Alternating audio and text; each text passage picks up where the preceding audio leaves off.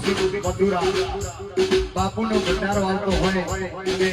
બધા બાપુના સેવકો ગૌડાવતા હોય અને એટલા માટે મારા જાદવપુરી બાપુને શ્રીમદ નારાયણને યાદ કરી શ્રી બ્રજના વાસીને ગોકુળ મથુરાના વાસીને યાદ કરીને ગૌડાવતા હોય આજે ઘણા સંતો જોયા